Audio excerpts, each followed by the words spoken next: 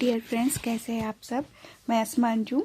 आज हम देखेंगे पियाजे की जो थ्योरी थी कॉग्निटिव डेवलपमेंट के बारे में। उन्होंने जो थ्योरी दिए थे जिसमें उन्होंने कॉग्निटिव डेवलपमेंट के लिए 4 स्टेजेस बताए थे, तो उस पर 2011 से 19 तक कितने क्वेश्चन हैं उसके बारे में हम देखेंगे।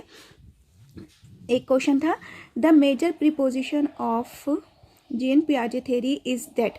जीन पियाजे की थ्योरी के लिए इनमें से कौन सा वो ऑप्शन है जो बिल्कुल राइट एंड परफेक्ट है। Children's thinking is superior to adult. क्या पियाजे ने ऐसा कहा था कि चिल्ड्रन की जो थिंकिंग है वो अडल्ट से सुपीरियर है? ऐसा तो बिल्कुल भी नहीं था, इसलिए ये सुपीरियर वर्ड से ही ये रॉन्ग हो गया। Children thinking is quantitatively different from other.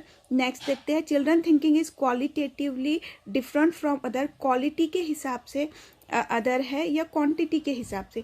Next था कि children thinking is inferior to other. अब ये इन्फीरियर आ गया, सुपीरियर इन्फीरियर यानी कि बहुत आला, तो ये तो थी ही नहीं और होती भी नहीं है कि चिल्ड्रन की थिंकिंग हमेशा अमाउंट में अलग होती है। चिल्ड्रन की जो थिंकिंग रहती है उसका जो अमाउंट रहता है वो अलग होता है अडल्ट से। तो क्वांटिटिवली अगर हम देखें तो वो अमाउंट बिल्कुल अलग होता है अडल्ट से, तो ये ऑप्शन था उसका राइट।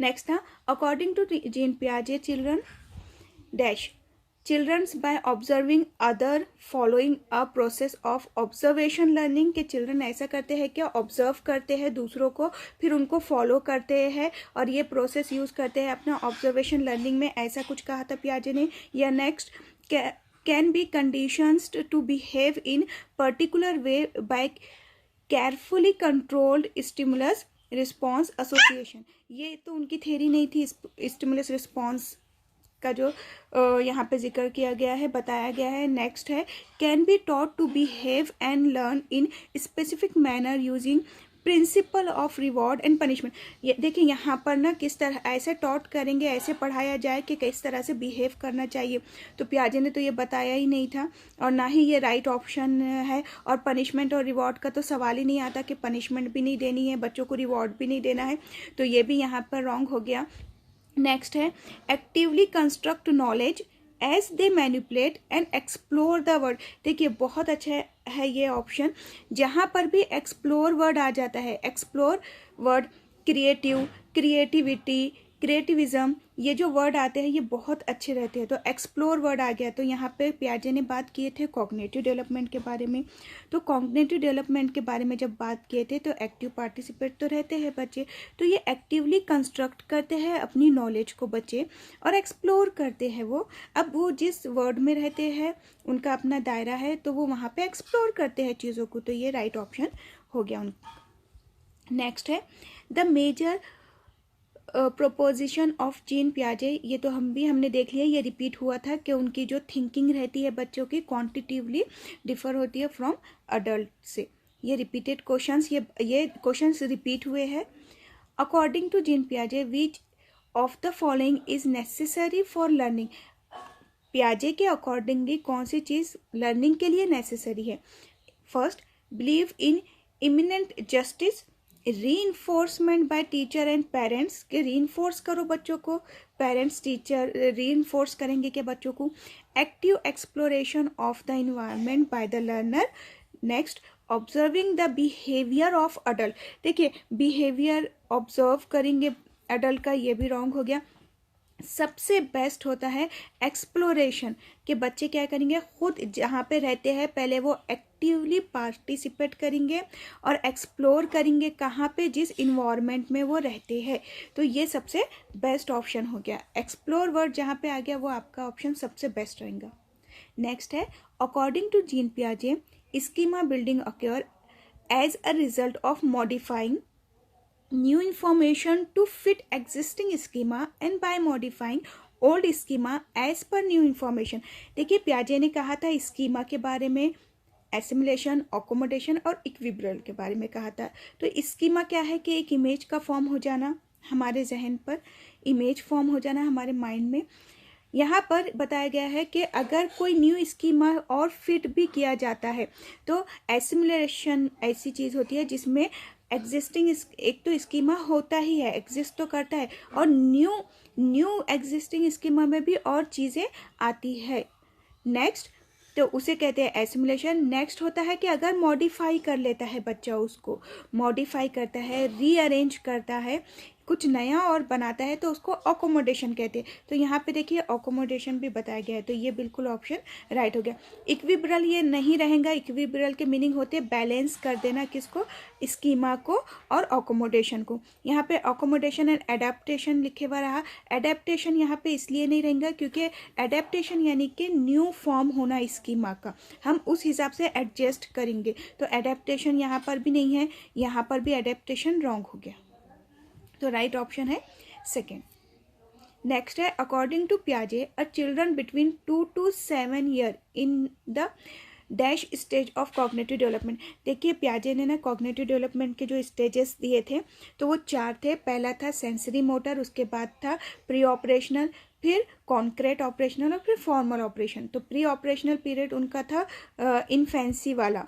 इन्फेंसी कौन सा रहता है, बर्थ टू 2 ईयर का, तो ये तो है नहीं। नेक्स्ट था उनका pre operational period 2 to 7 year का जो रहता है, यानी कि अर्ली चाइल्डहुड वाला, तो 2 to 7 ईयर था प्री ऑपरेशनल पीरियड।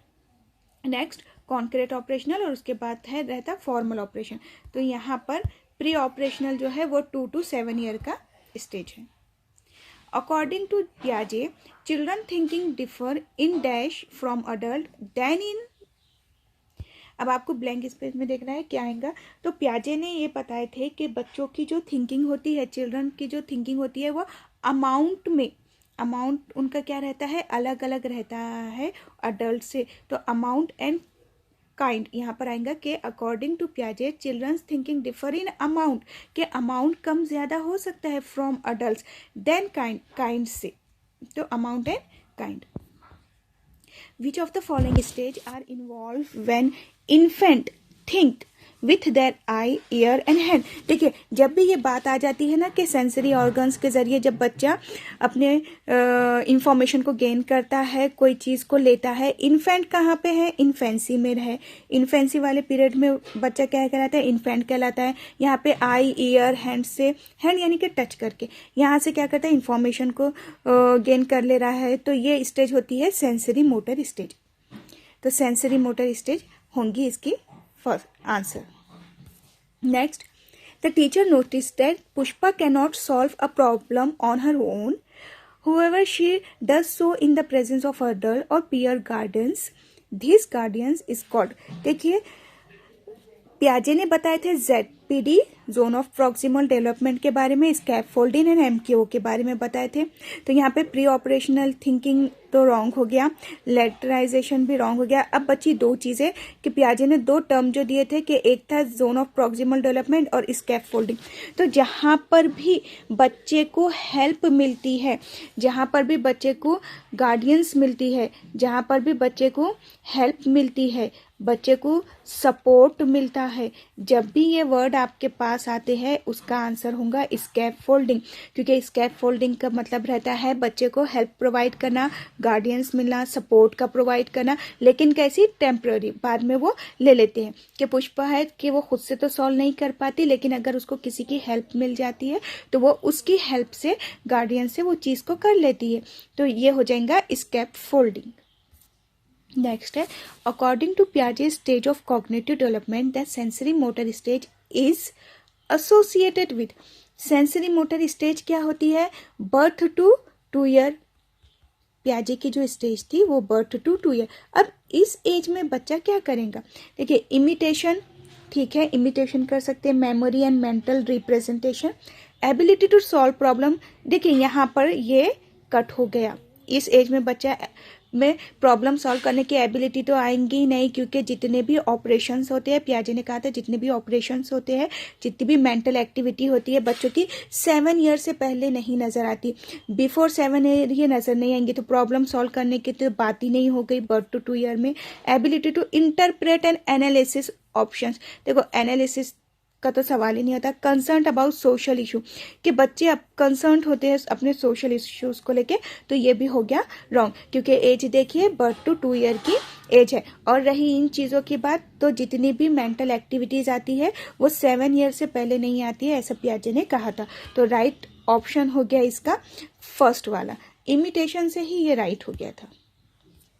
नेक्स्ट है the importance of communication with other as a major factor in the development of a child's language is expressed by, देखिए जब भी लैंग्वेज की बात होती है, लैंग्वेज डेवलपमेंट की बात होती है, तो इसे पियाजे ने इसे वाइगॉस्की ने कहा था। वाइगॉस्की का क्वेश्चन आ गया है इसमें कि ये वाइगॉस्की ने कहा था। लैंग्वेज से रिलेटेड जब भी कोई चीज़ आएंगी तो वो Vygotsky.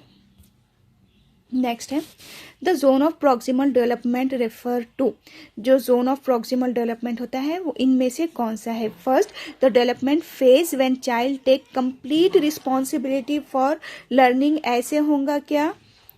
Next, a context in which children can almost perform a task on their own with the right level of support. Next देखते हैं the point in learning when support can be withdrawn, के support को withdrawal कर लिया जाता है, ठीक है, ये रॉन्ग हो गया। The phase when maximum development is possible, कि बहुत ज़्यादा मैक्सिमम डेवलपमेंट इसमें जो पॉसिबल होती है। देखिए हमको पता है कि ZPD क्या होता है, जोन ऑफ प्रॉक्सिमल डेवलपमेंट होता है कि वो चीज़ के कोई टास्क है जो बच्चा कर पाता है, ये कोई टास्क है ये बच्चा इतना कर पाएगा, लेकिन इसको और यहाँ आगे तक जाने के लिए क्या होती है, किसी ना किसी के हेल्प की ज़रूरत होती है, कोई राइट लेवल ऑफ सपोर्ट उसको ज़रूरी हो जाता है। जब उसको वो सपोर्ट मिल जाता है तो वो बहुत अच्छे से वो चीज़ को या वो टास्क को कर पाता है। तो ये हो जाएगा कि बच्चा खुद तो परफॉर्म्स करता है, अच्छे से टास्क परफॉर्म कर लेता है ओन खुद से, लेकिन एक राइट लेवल के सपोर्ट की, उसको हेल्प की, उसको टेम्परेरी जो हेल्प रहती है उस हेल्प की उसको यहाँ पे ज़रूरत होती है। तो सेकंड वाला हो गया राइट। तो इतने क्वेश्चंस थे हमने जो प्रीवियस ईयर से निकाले थे हमारी क्लासेस से, सीटेट, महाटेट और अभी टेट। आपको पता है टेट एग्ज़ाम के बारे में, गवर्नमेंट जॉब चाहिए तो ये एग्ज़ाम में अच्छा स्कोर और मेरिट लिस्ट तो ज़रूरी है। इसकी ऑनलाइन और ऑफलाइन क्लासेस स्टार्ट हो चुकी है, काफ़ी बैचेस इसकी ऑलरेडी हो चुकी है और अभी भी करंट ऑनलाइन और ऑफलाइन बैच चल रही है, महा टीटी की, टेट की भी और सीटेट की भी। तो और इसमें नोट्स भी प्रोवाइड किए जाते हैं विद एक्सप्लेनेशन, PDF भी प्रोवाइड की जाती है। यहाँ पर एड्रेस दिया गया है, कॉन्टैक्ट नंबर है। अगर आपको इन एग्ज़ाम्स के बारे में किसी भी तरह की इन्फॉर्मेशन चाहिए तो आप कॉल कर सकते हैं और इन्फॉर्मेशन ले सकते हैं। अगर मेरा वीडियो पसंद आया है तो लाइक कीजिए, इसे शेयर कीजिए और सब्सक्राइब कीजिए। Take care.